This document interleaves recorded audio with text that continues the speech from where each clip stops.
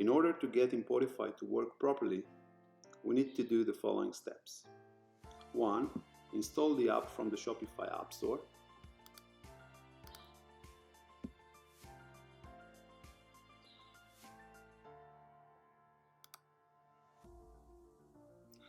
2. Subscribe to the Importify app.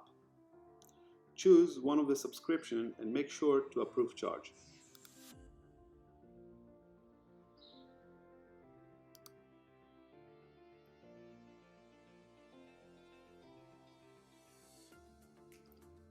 3.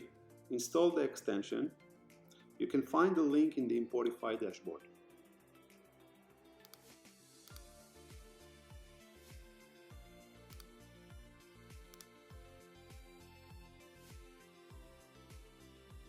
4. Visit the product page URL and wait till the page is loaded fully.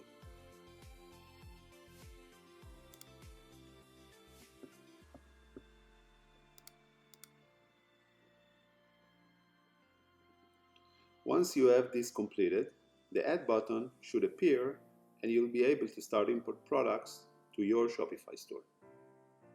Thank you for choosing Importify.